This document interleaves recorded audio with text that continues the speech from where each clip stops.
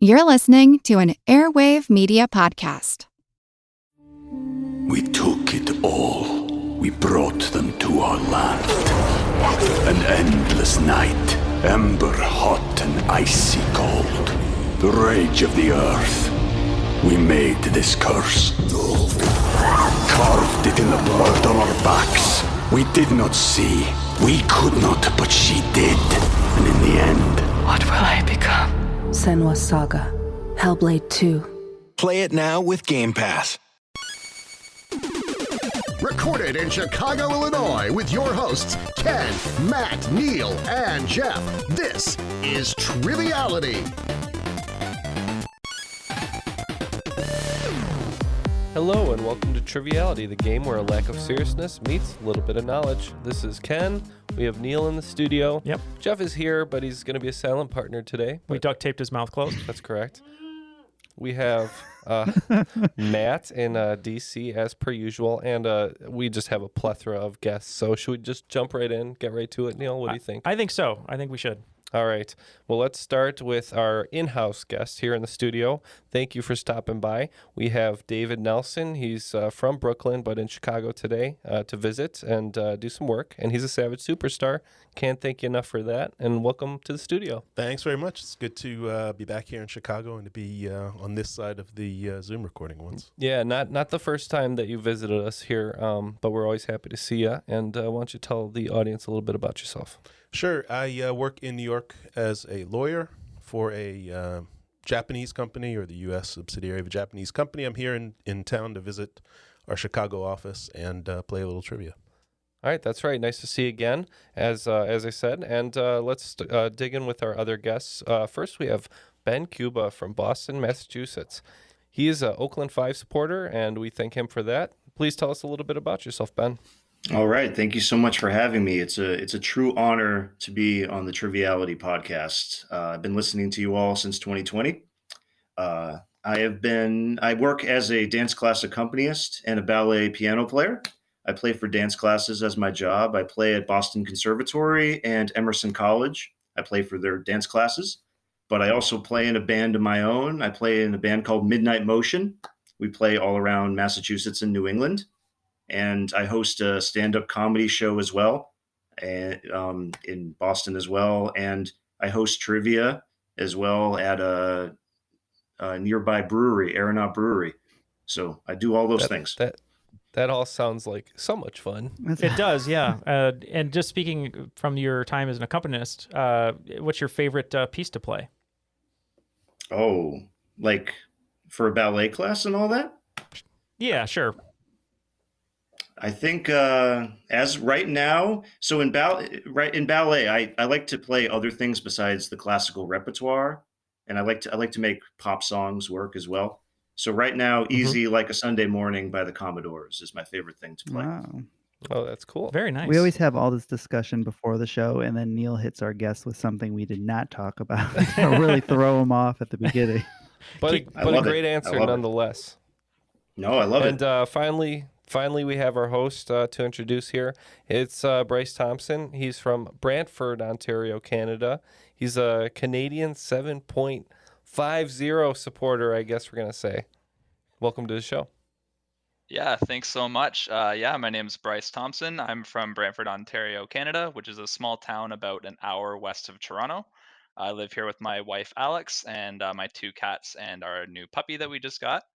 I work at an automotive plant. I am a paint shop inspector, which basically means that I watch paint dry for a living. So I listen to a lot of podcasts at work.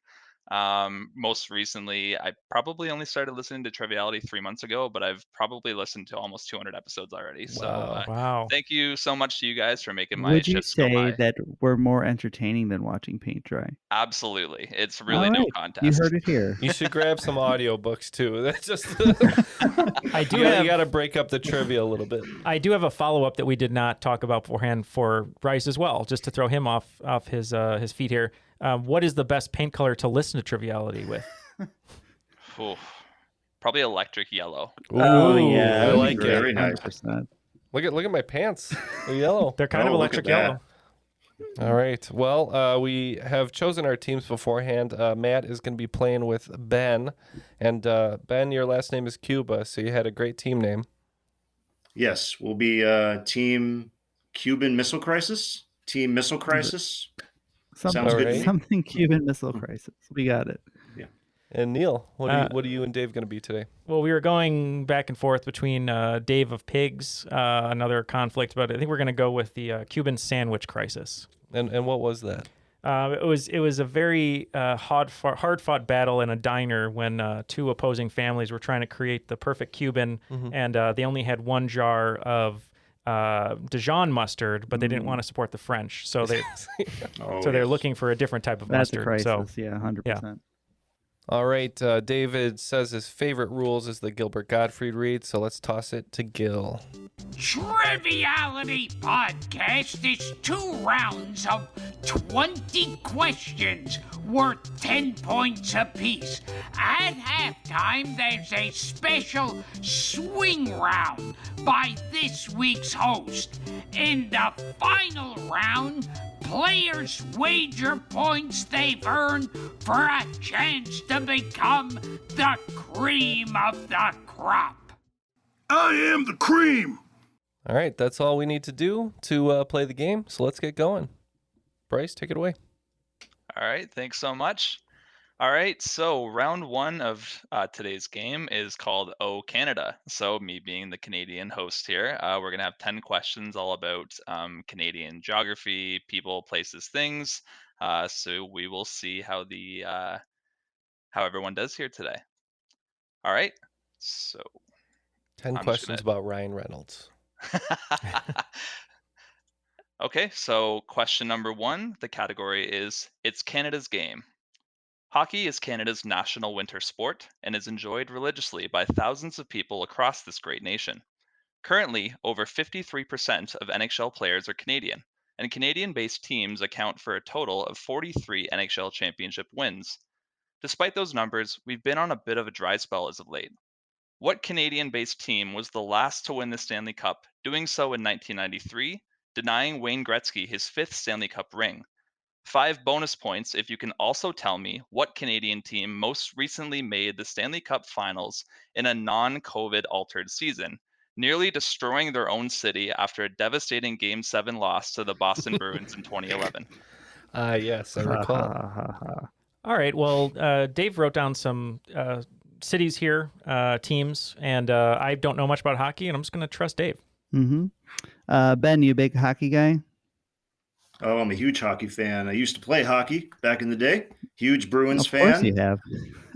You played hockey, you play the piano, you do anything, it seems like. So that's pretty amazing. Yeah, I try my best.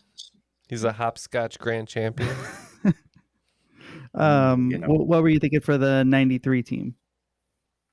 Okay, my best guess would be the Montreal Canadiens because I know they've won quite a few cups in their day. I think they have the record for the most Stanley Cup wins. And I know for a fact that it's the Vancouver Canucks for the bonus points. So I'm going to lock it. I would definitely lock in with the Vancouver Canucks for the bonus points. And I'm fairly certain it's... As a Blackhawks fan of that era, it was very fun to watch the Canucks lose. They were our biggest rival at the time. We hated the Sedin twins the most. Those were in Luongo, obviously. And yeah, 93. Nice guy, though. Oh, apparently. I've heard that. I'm pretty sure you're right with the Canadians, so we can lock in with Montreal Canadiens and Vancouver Canucks. And despite knowing less than them about hockey, we came up with the same answers. Canadians and Canucks. All right. Well, full points to both teams. The correct answers there were the Montreal Canadiens defeating the Los Angeles Kings in 1993, and Vancouver almost destroying their entire city after losing to Boston in Game 7. Well done, guys. Fun fact, my Toronto Maple Leafs have not won since the year my mom was born, so I've been waiting a long time for that. This is the year. Well, that's what they say. They're one win away. Yeah, we've been one win away before. All right. Question number 2 is called Women in Politics. By now, I'm sure many people are familiar with the story of Liz Truss, who holds the distinction of Britain's shortest-serving prime minister after a whopping 7 weeks in office. Lasting slightly longer than Liz was which Canadian prime minister, who spent 132 days in the position? She was the first and only woman to serve as Prime Minister of Canada, taking over after Brian Mulroney in February of 1993. She was handily defeated in the next election, in which her Conservative Party got absolutely bowled over in the party's worst ever election defeat. Okay, we had a discussion here. We think we nailed it, and we'll just wait for the other team to answer, and we'll give ours. All right, Ben. We were spot on in 1993 about the Canadians. Were we spot on about their prime minister? Do you have any idea? Well, 93 is the year of my birth, so Okay. I wasn't around too long for this event that transpired. I do know of this. I did hear about this on a video once, but if they're guessing Catherine O'Hara, I'll guess Annie Murphy. So I can't pull the name either. Seems fair. We're gonna lock in with that. Yeah, we'll go with Annie Murphy. Okay, they're going with Annie Murphy, which is funny because we think the answer was who should have been prime minister, and we locked in with Catherine O'Hara, so it's a Schitt's Creek affair today. All right, well, some great guesses there. Unfortunately, no points on that question. There was a slight hint in there when I said bowled over. I'd be remiss if I didn't put a bowling for soup hint in here. When I think of soup, the first thing I think of is Campbell, and the correct answer is the Right Honorable Kim Campbell. Okay, it's coming back. All right, moving on to question 3, and the category is Not Everything is Bigger in Texas. Plenty of small towns across North America are known for having incredibly large statues of everyday items, from the world's largest rocking chair in Casey, Illinois, to the 12-foot tall biggest ball of twine in Darwin, Minnesota. In Canada, none are possibly more well known than a statue in Sudbury, Ontario, depicting what monetary unit? It features a giant head of King George VI on one side and a maple leaf with the date of its completion inscribed on the other. Sudbury is also home to the deepest mine, which harvests material used in creating this currency. All right, I'm just going to trust Dave this entire game because he's much smarter than I am, and we're going to lock in. He does a lot of travel, too. He does. He's a world traveler. A traveling Wilbury, if you will. Traveling Dave Barry. Yeah, Still if didn't you see will. that ball of twine, though. So Ben, you thinking a loony, a toonie? What do we got here? I don't know. I was originally thinking a gold sovereign, but Okay. I don't know, a pound, a Canadian dollar. If we're looking for a unit of currency, maybe they mine gold in this area of Canada, but I mean, there was a lot of gold in the Yukon, and there's probably more gold up in Canada. So you said the gold sovereign? that's what comes to mind right away. Well, that is better than anything I'll have. So we'll lock in with gold sovereign. Yeah, being a trivia geek is sometimes not nerdy enough for me, so I'm also really into coins. And I'm pretty sure I've seen a picture of this. I think this is a gigantic, massive nickel. All right, and points to Cuban sandwich crisis on that question. The correct answer is a nickel. It is a giant nickel in Sudbury, Ontario. Alrighty, question number 4 is in Canadian records. Canada has produced plenty of top-notch musical talent, from the likes of Neil Young and Celine Dion to more recent exports such as Justin Bieber and Shawn Mendes. Arguably, the most relevant recently is this artist from Scarborough, Ontario, whose real name is Abel Makonnen Tesfaye. He was recently honored in March of 2023 by Guinness World Records, becoming the first artist to reach 100 million monthly listeners on Spotify. He's enjoyed every day by over 111 million monthly listeners on the popular music platform, 30 million ahead of his closest competitor. Okay, luckily, Dave and I both know the real name of many different artists, and this one clicked right away. We're locking in. Ben, are you more of a weekday listener or maybe more of a weekend listener to music? Oh, I'm more of a weekend listener. Yeah. Yeah. I believe he was discovered by Drake. I think he was in Drake's record label or whatever when he came up. So yeah, definitely the weekend. He punched Adam Sandler in that one movie. I was going to say, yeah, he got into fisticuffs with Adam Sandler. Just like and really? also, What? What movie was that? Uncut Gems. Uncut Gems. Oh yeah, of course. That movie was amazing. I love that movie. You're right. He Uncut is in that. Gems. Kevin we Garnett went The plays Weeknd himself. as well. The Weeknd. Kevin Garnett, so good. Yeah, so I think he was on Drake's record label for a bit, but then they had some sort of beef and he went off and started his own record label. Yeah, the correct answer is The Weeknd. Great job, guys. Was the beef that The Weeknd is cool as far as we know, and Drake is a total douchebag? I can't answer that question, but that may have had something to do with it. That's beef. Alrighty. Question number 5. Category is Northern Lights camera action. Canada has provided the backdrop to plenty of TV shows and movies over the years, even here in my hometown of Brantford, Ontario.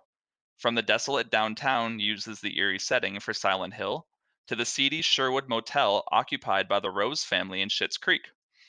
Brantford was recently nominated for a Location Managers Guild International Award for providing the setting for which Hulu television series. This show, created by Bruce Miller, used various Brantford locations to depict a version of downtown Chicago in a futuristic and dystopian world. Yeah, so my best guess is The Handmaid's Tale. It's a show on Hulu, one of my favorite shows and my favorite book. And I remember seeing, I do remember seeing Bruce Miller's name in the credits.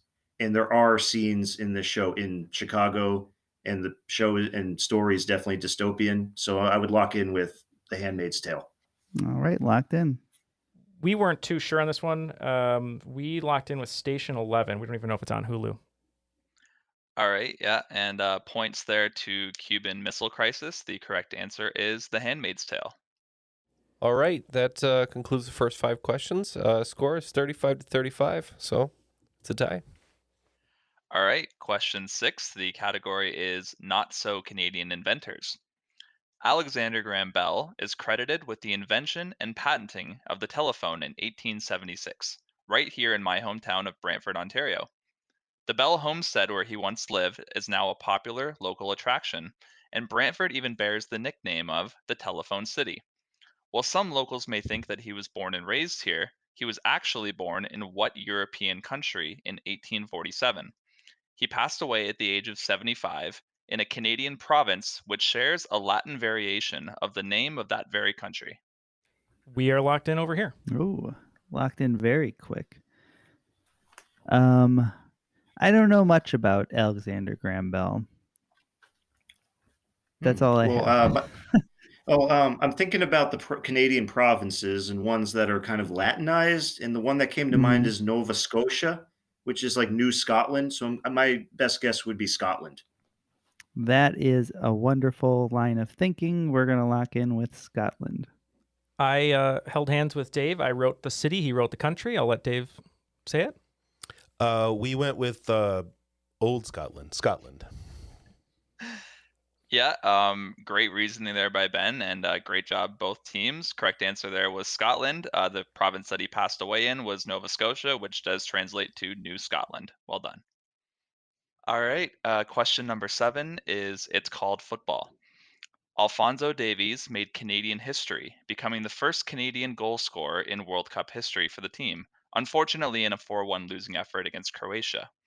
Davies made his pro debut with the Vancouver Whitecaps of the MLS at the early age of 16 before transferring to what European footballing giant in 2018? This team has won 32 national titles as well as an impressive 6 Champions League trophies, most recently in 2020. It was Davies' first year as a steady member of their starting 11, playing alongside the likes of Thomas Muller and Robert Lewandowski.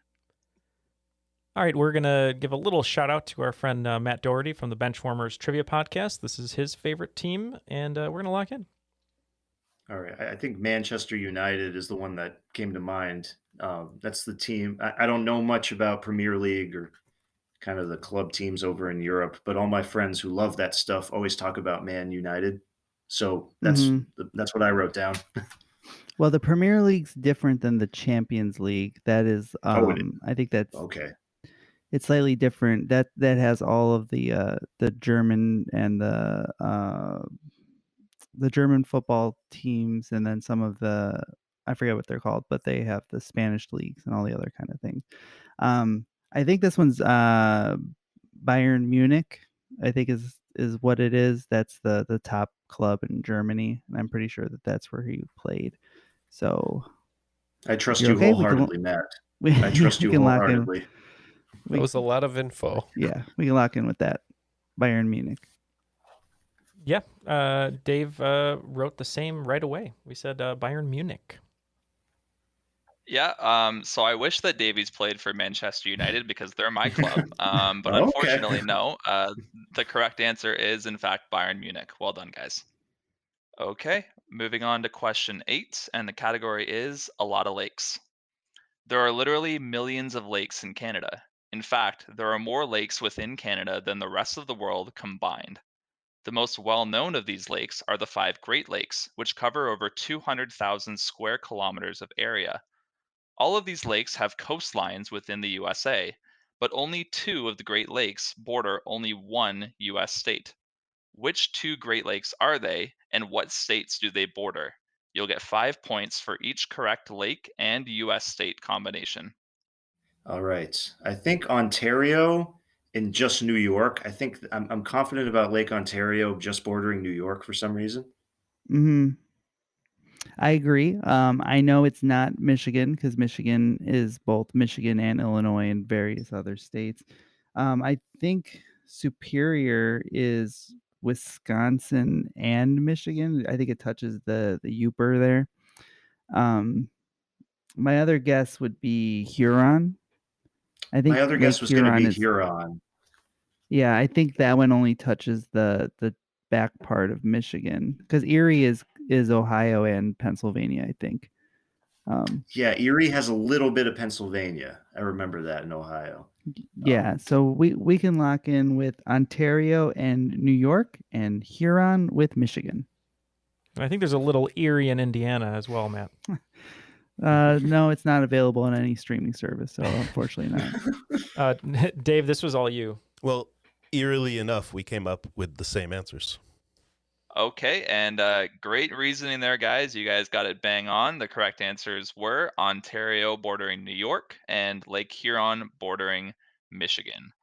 All right, question number 9, and the category is liquid gold. Canada produces more than 80% of the world's maple syrup, exporting over $360 million worth of syrup around the world each year. Over 90% of the Canadian production of maple syrup comes from what Canadian province? Its southern neighbor, Vermont, is the largest US producer of maple syrup, producing 6 million gallons less than its Canadian counterpart. All right, we're in agreement over here.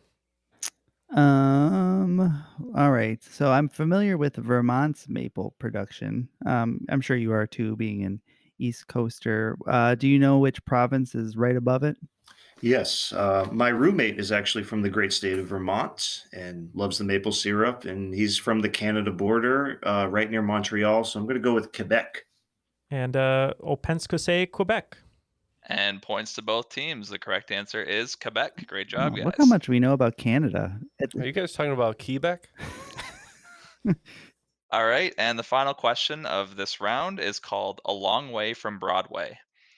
One of Canada's most successful productions to hit Broadway and theaters across the globe was this musical, first produced in 2013 at Sheridan College. The musical is based on a true story in which 38 international flights bound for Eastern North American destinations were ordered to be grounded in the small town of Gander, Newfoundland, following the horrific attacks of 9/11. Characters from this musical bear names of the actual residents of the small Newfie town, who took in the over 7,000 stranded passengers and made them feel at home. The musical stands as a great reminder of the capacity of human kindness, even in the worst of situations. As soon as you said Broadway in Canada, I wrote down a musical. Dave agreed. We locked in. I'm very familiar with this one. Do you know the answer to this one? Yes, and I have to thank you're my a musical guy. theater. Come on. I have to thank my musical theater students at Emerson and Boston Conservatory because I believe the show has come from away. I will agree with your students at Emerson. I did visit there one time and had a Smash Brothers tournament there. Great school. Come from away. We also said come from away. And once again, points to both teams. Great job, guys. In playtesting, that was actually my hardest question other than the Kim Campbell one. So great job at getting that one. All right, after 10 questions, it's 85 to 85, and I'm impressed because my ass would be getting kicked in this game. Absolutely kicked. So, congrats. What's in store for the swing round? All right, so today's swing round, we've got a classic game of Tribond. Tribond meaning what do these three things have in common? A couple of things to note for this. All of the answers are going to be one-word answers. Also, some of the answers might be homophones, meaning words that sound the exact same but are spelled differently and or mean different things. So for example, if I gave you a clue that included a shoe and a 2020 Disney film, the answer there would be soul, either spelled S-O-L-E as in the sole of a shoe, or soul, S-O-U-L as in the Disney film. Cool. Little twist on the game. I like it. Yeah, I like it. So some of them are like that. Some of them are just like normal Tribond. So all three words will be spelled the same, meaning the same thing. Okay, so let's start with number 1. Michael Bradley, James T. Kirk, Chris Evans. Number 2, a game of poker, a cruise ship, Alexander Hamilton to George Washington. Number 3, The Big Bang Theory, Inspector Gadget, The Proud Family. Number 4, currency, Pillsbury Products, Homer Simpson. Number 5, Aaron Ekblad, Mel Blanc, Chadwick Boseman. Number 6, a website, Sesame Street, a Jackbox Party Pack. Number 7, a scooter, an Arkansas University, a barber.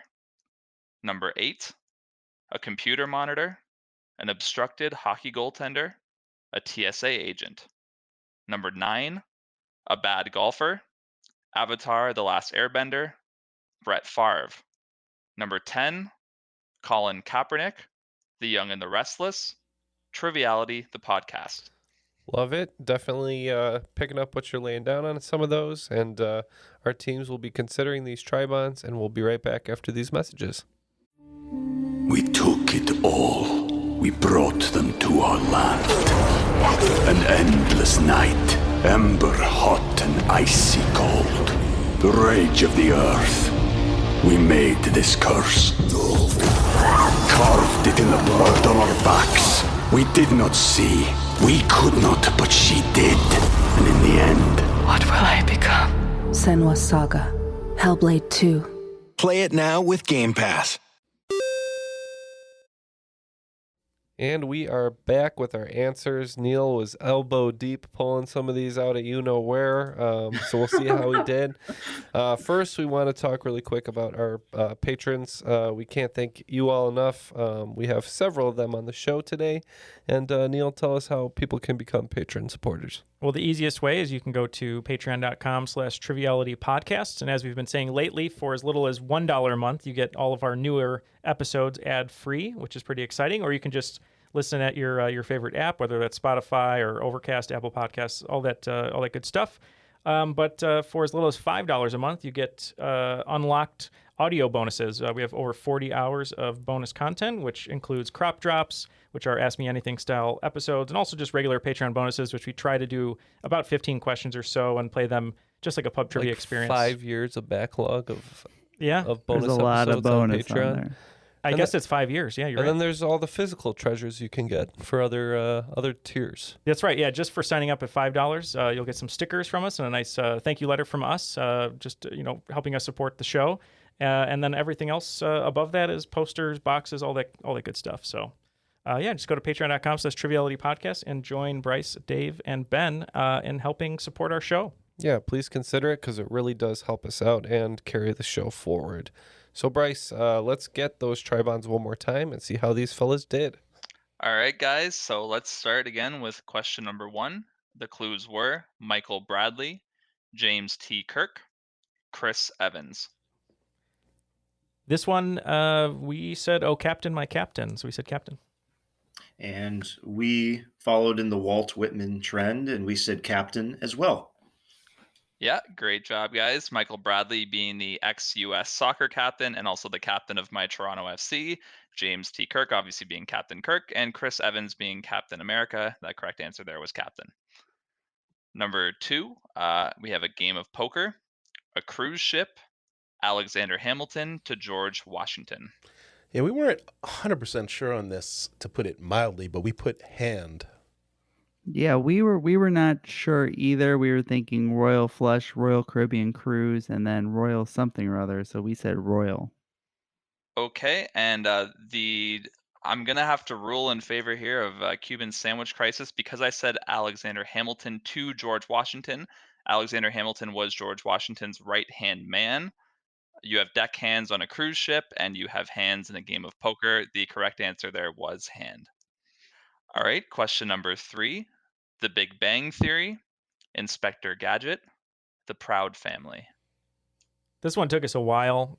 We didn't really know what the Proud Family was. We thought it was a cartoon, so we had to put that one aside. And we started naming characters from Big Bang Theory, and we knew that Penny was also, I think, the daughter of Inspector Gadget, so that's what we locked in with. Yes, we also said Penny. Penny Proud is the daughter on the Proud Family, so we locked in with Penny. Yeah, and points to both teams there. Penny obviously being a character on Big Bang Theory, Penny being the daughter of Inspector Gadget, and Penny Proud being the title character in the Proud Family. Well done, guys. Does that mean that Inspector Gadget has sex? I think he's. I wonder how he does it. I think he did it before the horrible accident. Go, right? Gadget penis. Is that what that 8-foot extending hand is for? If he was around nowadays, he definitely would have his own line of adult products for sure. That have to be activated by saying "Go Gadget." Moving on to question number 4. Currency, Pillsbury products, Homer Simpson. Yeah, we said dope. Oh, we also said dough. Yeah, so this was the first example of the homophones that I was talking about. We had a slang term for money. Pillsbury products are pretty much all just dough, and Homer Simpson is famous for saying dough. That is correct. Question number 5. Aaron Ekblad, Mel Blanc, Chadwick Boseman. This one took us forever because we immediately, were naming Bugs Bunny as a character and other Looney Tunes, and we didn't know who Aaron Ekblad was, and Ken was taunting us in the studio. But then we realized Mel Blanc also voiced other characters, and we think he did the Pink Panther, so we said Panther. Yes, and by similar logic, we thought Chadwick Boseman plays the Black Panther and then the Pink Panther, so we also locked in with Panther. Yeah, and points to both teams there. Aaron Ekblad being a star player for the Florida Panthers, Mel Blanc voicing the Pink Panther, and Chadwick Boseman playing the Black Panther. Well done, Panther was correct. All right, question number 6. A website, Sesame Street, a Jackbox Party Pack. This one, Neal pulled right out of his backside at the 11th hour. We said cookie. Oh, you went cookie, and we actually went with the other part. We think that it's monster.com, the Cookie Monster, and the Jackbox Party Monster Pack. So we said monster. So the answer that I have here is cookie, but I'm inclined to give both correct here because If the Party Monster Pack exists, then I think your hand is forced. There is a game in the Jackbox Party Pack called Monsters Seeking Monster. The answers that I had here was websites are always trying to give you cookies. Cookie Monster obviously being a Sesame Street character, and Cookie Masterson being the host of many of the Jackbox Party Pack games. However, the monster also makes sense here, so I'm inclined to give both teams points on that one. Points for everyone. Yeah, we'll take it. We'll take it. All right, question number 7. A scooter, an Arkansas University, a barber. Yep, this one really was born from imagining, the Triviality boys doing some sweet tricks on a Razor scooter. So we wanted to say Razor Ramon, but we just locked in with Razor. Yeah, the good old Razor scooter, the Razorbacks from Arkansas, and a barber uses a razor, so we said Razor. Yeah, and Ben described those all perfectly. The correct answer there was Razor. Question number 8. A computer monitor, an obstructed hockey goaltender, a TSA agent. Yeah, we thought the common bond here was these were all types of screens. So we put screen. We agree 100%. We said screen. And points to both teams. The correct answer there was screen. Question number 9. A bad golfer, Avatar The Last Airbender, Brett Favre. This one was a little rough. The final two gave us some trouble, but we know Brett Favre was number 4. You say 4 if you have a bad shot. We have no idea if there's a character named 4 in Avatar, but that's what we're betting on. Oh, wow. So our answer that we locked in was flop because we were thinking that the Avatar The Last Airbender movie was a flop and maybe a bad golfer would be called a flop. So there is a shot in golf called a flop shot. However, the correct answer for this one was in fact 4. A bad golfer would yell 4. There are 4 elements that the Avatar The Last Airbender, earth, water, fire, and air, and Brett Favre did wear number 4. Yes, but when Brett Favre sent those pictures, it flopped out. So I think that should also count. Man, I was just You gonna already got a freebie. I was just gonna make the same joke and say he sent a flop shot by cell phone. There's room for interpretation in these answers, Bryce. We can interpret things. All right, and the last question. Colin Kaepernick, The Young and the Restless, Triviality the podcast. Right. Well, we were wishing or hoping or praying that Colin Kaepernick is part Dutch and that there's a character called Dutch somewhere in the Young and Restless universe because we went with Dutch for number 10. So for this one, I don't know if there's a character on The Young and the Restless named Neal, but everyone's favorite character on Triviality is Neal, and Colin Kaepernick kneeled for the national anthem. So unfortunately, I believe it's Neal. And Matt is absolutely correct. Colin Kaepernick is known for kneeling for the national anthem. There is a character on The Young and the Restless named Neal, and there's also a person on the Triviality of the podcast called Neal. So Neal is the correct answer. Just for the record, there was a character on The Young and the Restless named Dutch Lightner. I just looked it up just for the hell of it. Is Colin Colin Kaepernick Kaepernick Dutch? is I don't Dutch. know. That's a Dutch, deciding is he? factor. He cooks his pregame meals in a Dutch oven. Can confirm. Well, despite everybody's best efforts to steer the conversation towards penises constantly, you managed to rack up quite a bit of points as well. So after the swing round, it brings the scores to Missile Crisis at 125 and Cuban Sandwich Crisis to 130. Okay, so for round number 2, this one's actually going to be a hidden theme. So there are going to be 10 questions for this one. All of the answers are going to be related to the theme. And the first team to message me with the correct answer of the hidden theme will get a bonus 10 points at the end of the round. All right, let's go to question number 1 in the round. The category is A Year to Remember. What year did all of these historical events take place? The completion of the Hoover Dam, Babe Ruth hits his final major league home run, Amelia Earhart flies solo across the Pacific Ocean, the first Technicolor Mickey Mouse film is released, President Roosevelt signs the U.S. Social Security Act. Full points for an answer within 2 years, and 5 bonus points for an exact correct answer. All right. I think we're locked in on our side. Oh, locked in. I think I have an idea of like an area where this is. What were you thinking? I don't know. I for some reason I put down 1934 because Roosevelt was Mhm. president in the 30s during the Great Depression. I think he would sign something kind of mid 30s. Kind of seems like Ye- Disney would release something in 1934 in that ballpark. Amelia Earhart too. So I said Yeah. 1934. Yeah, we kind of focused on the Babe Ruth part. I think his last year in the major leagues was either 35 or 36, and we just flipped a coin and went with 36. Okay, so full points to both teams. Unfortunately, neither team getting the 5 bonus points. You guys kind of split that right down the middle. The correct answer there was 1935. Oh, not bad. Okay, Question number 2 in the category names and numbers. What term is the scientific word for naming, circumscribing, and classifying groups of biological organisms based on their shared traits and characteristics? The word translates from ancient Greek to arrangement and method.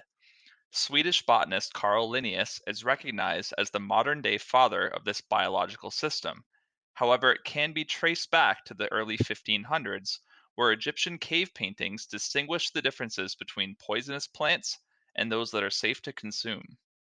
So then the word that comes to mind for me is taxonomy, taxonomic taxonomy. Thinking back Um, to my biology classes, but that's my best guess. yeah, and I think I was just on Turbo Taxonomy the other day. So I would agree 100%. We can lock in with taxonomy. Yeah, I asked Dave to write down his favorite System of a Down deep cut, and we locked in with taxonomy. Uh, and yeah, points to both teams there. The correct answer is taxonomy. Great job, guys. Okay, question number 3, and the category is Looney Tunes. First voiced by Mel Blanc, this Looney Tunes character made his first on screen appearance in the 1948 cartoon titled Hair Devil Hair.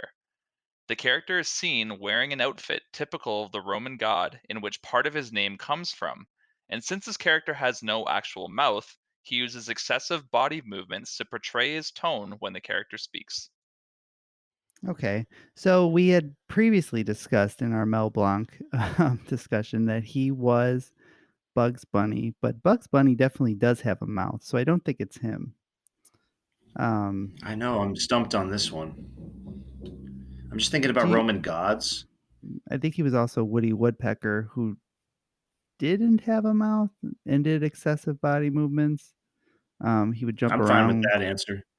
Yeah, that's the only thing that I could think of. So we can lock in with Woody Woodpecker. Yep, and we locked in with a favorite character from, what was that video game, Matt? The Looney Tunes Space Jam basketball game. Anyway, I always used to play as Marvin the Martian, so that's what we locked in with.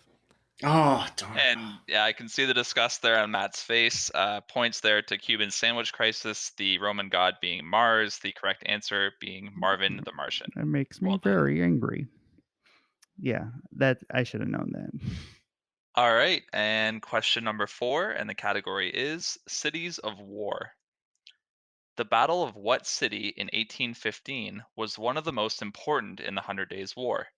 The French army under Napoleon's rule was handily defeated by 2 of the armies representing the Seventh Coalition, under command of the Duke of Wellington.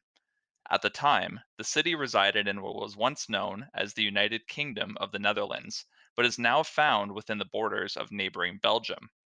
A Canadian city, which bears the same name, is home to Research in Motion and the invention of the BlackBerry smartphone, while an American city with the same name is home to the USHL's Blackhawks of Iowa. Well, I hope we don't meet our Waterloo tonight, Matt. I hope we don't. I hope we don't meet our Waterloo. So Yeah. I'm comfortable with locking in Waterloo. Yeah, and I'm surprised there's not a single ABBA reference on here, unless there is and I missed it. But yeah, I think we can lock in with Waterloo. Yeah, we came up with the same answer. Yeah, we also needed an ABBA reference. Well, I wrote one in my head. We put Waterloo. Yeah, and correct answer there being Waterloo. Great job, guys. Okay, so Neal has submitted a guess for their team as to the secret theme, but we won't reveal that on air yet, so you can still play at home. Okay, and question number 5, and the category is Urban Atrocity. A 2014 lawsuit saw the residents of West Coney Island do battle with New York City over what neighborhood resource? In 2013, the city sent a crew to bulldoze the resource to make way for a new amphitheater. Residents of West Coney Island are amongst the poorest in New York City, and they heavily relied on this resource to hold events and strengthen solidarity. Sadly, this is just one example and a growing problem of the depletion of this resource in dense urban neighborhoods. Well, in any case, I was thinking the answer for this would be a public park because parks hold events and they're crucial to um, the public good and I public will gathering. I will agree. Right. I think that a public park is a great answer, so we can lock in with that.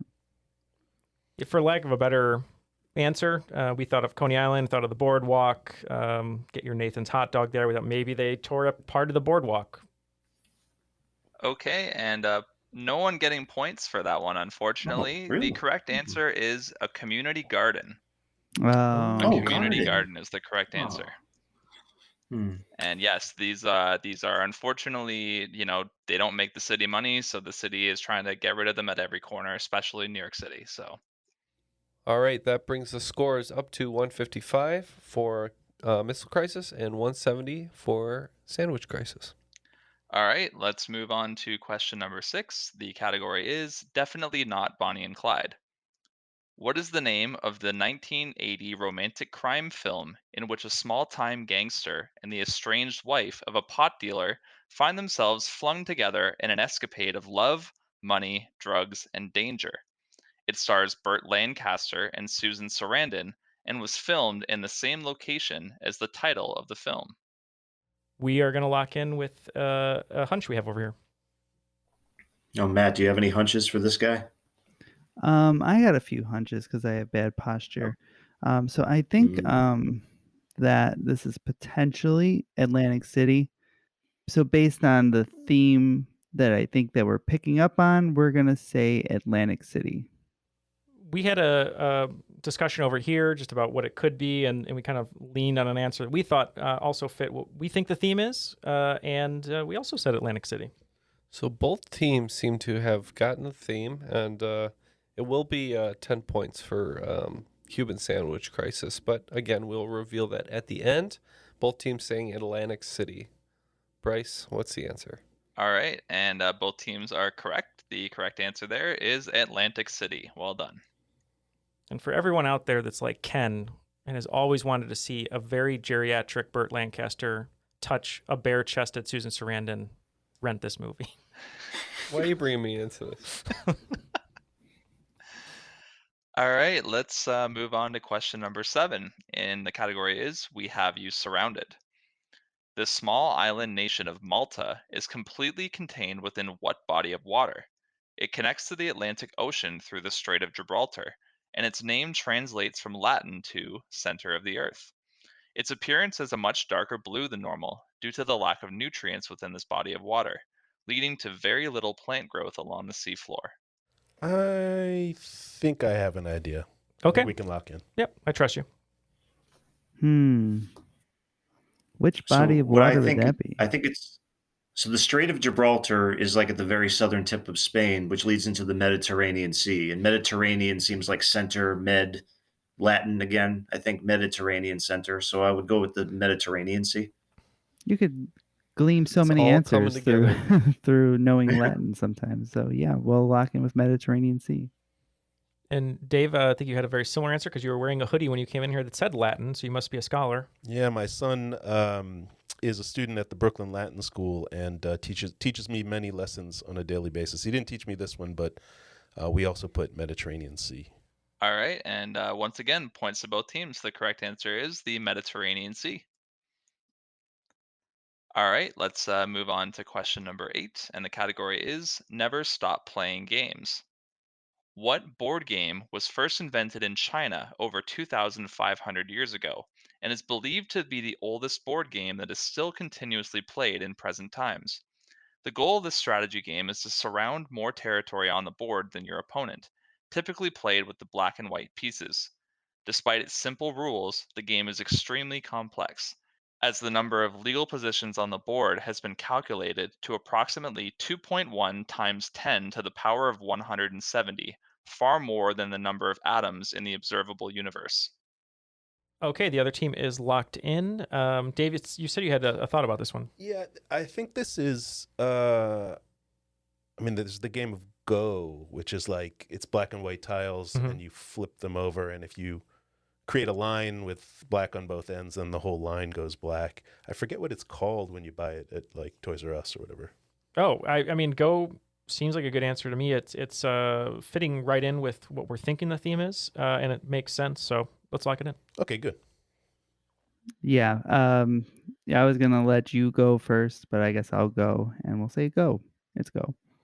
All right, yeah, and the clue there being in the category of never stop playing games. The correct answer is go. Well done, guys. All right, and let's move on to question number 9, and the category is before and after. So I'm going to be giving you 2 clues meshed together. There will be 2 answers. The last word of the first answer is the same as the first word of the last answer. All right, so the name of the maneuver that 72% of people state to be the hardest part of their driving test is also a 2008 reality television show on A&E, which starred the likes of Steve Garfield and Sherry Royal, who were actual employees of the department that the show followed and not paid actors. All right, we think we have an idea here. We know what we're talking about. We're not sure if we have the right, I guess, answer or clue, but we're gonna lock in with it. Ben, are you a good parallel parker? Oh, I'm the master. Living in Boston, you gotta learn how to do that. Yeah, and I'm sure There's no escaping it. But avoiding the meter maids is also a problem. So, what do you think I about got it. parallel parking wars? That sounds amazing. I got a ticket the other day, unfortunately, but I'm glad. I'm You glad we lost got that the war. answer to this. Well, So that's okay. I Master lost the no war. longer. I win battles, but I lose the war. Yep. Or Well, I'm great with locking in with that. We said parallel parking wars. Yeah, so parallel parking, something I don't think I've done since my driving test when I was 17, and Parking Wars being the absolutely trash television show on A&E. The correct answer there being Parallel Parking Wars. Great job, guys. Okay, and the final question of the round, the category is homegrown talent. What American musician made history by becoming the first artist to win a Grammy Award for an album that was available only on streaming platforms? His album Coloring Book won the 2017 Grammy Award for Best Rap Album, receiving over 50 million streams of its songs during the first week on Apple Music. His production quality sure has come a long way from his first mixtape, 10 Day, which he recorded entirely during a 10-day school suspension using free equipment at the Chicago Public Library. uh, I am 100% sure that this is Chance the Rapper, Oh local yes, you're Chicago right. lit. Yes. Okay. I Yeah, don't know why I'm thinking of Logic, but okay. I trust you, he's Matt. good. He's a good rapper too. Well, we're gonna lock it Yeah. with Chance the Rapper Matt's wearing the 3 hat right now. He is every day. supporting the local talent. Yeah, Ben had some logic there. It just wasn't the correct logic, but Matt saved him a little bit. And we also said Chance the Rapper. So Logic is probably one of my favorite rappers, but no, you guys got the points there. Correct answer is Chance the Rapper. Well done. Now, as we mentioned before, the Cuban sandwich crisis did guess the correct mystery theme several rounds ago. But Bryce, you want to tell everybody what that was? Absolutely. So I'm going to run through the important words in each of those answers. So the important words there were 1935, tax, Marvin, water, community, Atlantic City, Mediterranean, go, parking, and chance. And the correct theme being Jeff's favorite board game, Monopoly. And that brings our scores for Missile Crisis up to 205, a very respectable score, but racking up 60 points in that second half is Cuban Sandwich Crisis, 230 points. Okay, so sticking with the Monopoly theme here, the final 5 categories are 5 of the pieces in the game Monopoly. The categories are cannon, top hat, iron, battleship, and boot. The wagers are locked in, and to quote Mr. David Nelson, math is for losers. I know several very cool mathematicians who would beg to differ. And like I said, both teams going 30s all the way down. Nobody wanted to think about it. It's going to be a slugfest. So let's get the questions. All right. So, question number 1 in the category of cannon. Nick Cannon is an American entertainer who's probably more well known for his multitude of children than his many television accolades. Cannon has fathered 12 children over the last 12 years, with 6 different mothers, including everyone's favorite singer in December, Mariah Carey, and the star of Selling Sunset, Brie Tiesi. On a recent episode of The Howard Stern Show, the two had a conversation about who Nick Cannon's next baby mama could be, when Stern suggested, Which recently single American singer? Cannon quickly replied with, "Absolutely, I'm in, let's go," before going on to talk about how amazing of a songwriter she is and how open and vulnerable she is with her music. Question number 2 in Top Hat. The top hat dates back to the late 18th century and was a pinnacle part of Western formal wear for many years. Top hats were typically made of black silk, though some were even made using beaver pelts. Top Hat is also the name of a 1935 musical screwball comedy film, which was later adapted into a musical production in 2011. The original 1935 film starred which American dancer, who has often been called the greatest popular music dancer of all time? Born in Omaha, Nebraska in 1899 to parents of German and Austrian descent, he changed his last name from Austerlitz to his current name in order to disassociate from the battle during the Napoleonic Wars with the same name. Question number 3 in the category of iron. Iron is element number 26 on the periodic table and gets its abbreviation Fe from the Latin word for iron, ferrum. Iron alloys such as steel and cast iron are some of the most commonly used metals in industrial work due to its abundance and low cost. In fact, iron is the most abundant element on Earth by mass, slightly edging out oxygen. What percentage of the Earth's mass is made of iron? Full points for an answer within 3% on either side. Question number 4 in Battleship. Battleship is a strategy type guessing game which traces back to the days of World War I. It was originally played on pads of paper with pencils before Milton Bradley produced a plastic board game version in 1967. Each player hides 5 different ships on their side of the grid, and players take turns trying to sink their opponent's ships by guessing spaces on the grid. With all of the ships in play, how many blank spaces remain on a player's grid during a game of Battleship? And question number 5 in Boot. The Golden Boot is an award given out each year to the top goal scorer from a Division I European football league during league matches. The last 2 Golden Boots were won by Robert Lewandowski of Bayern Munich, joining a small list of footballers to win multiple Golden Boot awards. But which footballer holds the record for the most Golden Boots won, cleaning up an impressive 6 wins during their career? They won all 6 of their awards playing for the same club team in the Spanish La Liga. All right, we have our questions. The teams will think about these answers. We'll catch some messages, and we'll be right back. And we are back, and it's time to find out who will be the cream of the crop. If we can have the questions one more time, and we'll find out what the answers are. Okay, so the question in the first category of canon, on Howard Stern's show, the two had a conversation about who Nick Cannon's next baby mama could be when Stern suggested what recently single American singer. We think this would be Taylor Swift. Yep, I think that's what they would be talking about on a Howard Stern show. We said Taylor Swift. Yeah, and Nick's trying real hard to get her on his new talk show, The Daily Canon, but I don't think that's going to go very well after this interview. The correct answer there being Taylor Swift. Okay, question number 2 in the category of Top Hat. So, Top Hat was the name of the 1935 musical screwball comedy film, which was later adapted into a musical production in 2011. And that film starred which American dancer, who has been called the greatest popular music dancer of all time? Yeah, we were pretty sure this one is Fred Astaire.